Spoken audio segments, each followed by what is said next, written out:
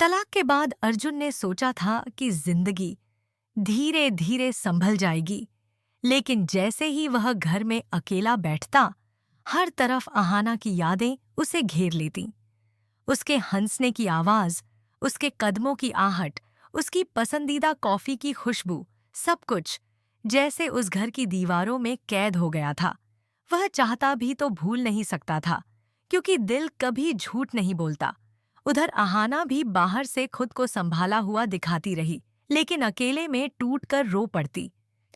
हर रात नींद से पहले वह उन दिनों को याद करती जब अर्जुन उसकी दुनिया था, और आज वही दुनिया बिखरी हुई थी। लेकिन दोनों की जिंदगी में तूफान अभी खत्म नहीं हुआ था, क्योंकि उसी बीच पोल्टू दादा और पिशिमोनी अपनी साजिशों में जुटे थे।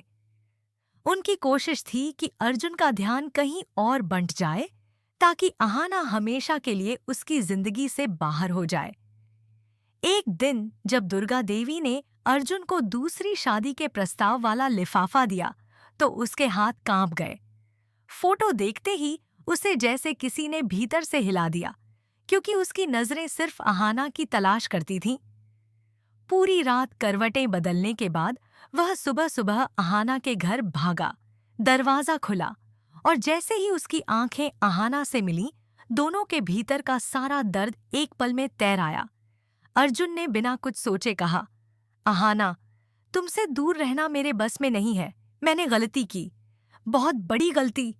अहाना की आंखों में जो आंसू थे, वे सिर्फ दर्द के नहीं थे, वे उस चाहत के थे जिसे वह दबाए बैठी थी। जब अर्जुन ने उसका हाथ थामकर कहा, हमारी कहानी खत्म नहीं हुई, तो अहाना की हिम्मत टूट गई और वह उसकी बाहों में सिमट गई। उस आलिंगन में जितना दर्द था, उतनी ही मोहब्बत भी थी। उधर पिशिमोनी और पोल्टू दादा का सारा खेल धरा रह गया, और दुर्गा देवी ने पहली बार खुले तौर पर अर्जुन अहाना का साथ देने की ठान ली।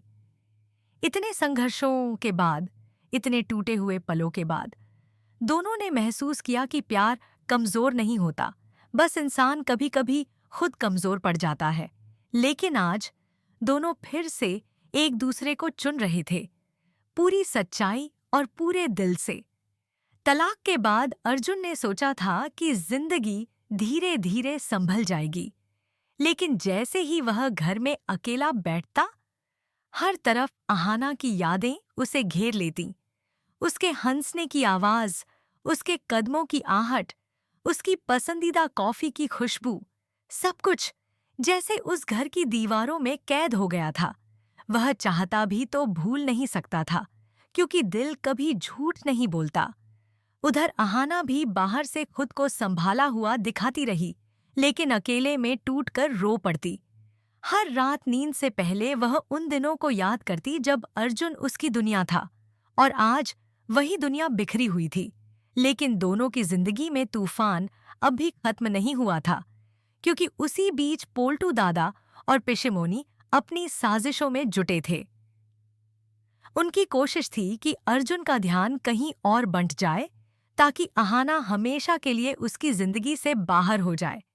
एक दिन जब दुर्गा देवी ने अर्जुन को दूसरी शादी के प्रस्ताव वाला लिफाफा दिया, तो उसके हाथ कांप गए। फोटो देखते ही उसे जैसे किसी ने भीतर से हिला दिया, क्योंकि उसकी नजरें सिर्फ अहाना की तलाश करती थीं।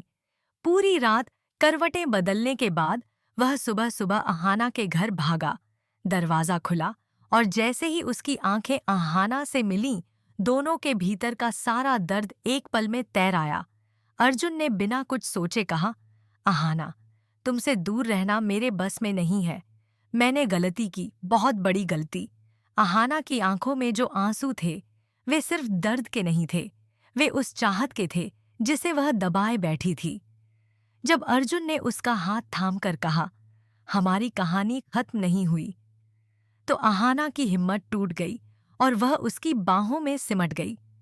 उस आलिंगन में जितना दर्द था, उतनी ही मोहब्बत भी थी। उधर पेशिमोनी और पोल्टू दादा का सारा खेल धरा रह गया, और दुर्गा देवी ने पहली बार खुले तौर पर अर्जुन अहाना का साथ देने की ठान ली। इतने संघर्षों के बाद, इतने दबाए बैठी थी।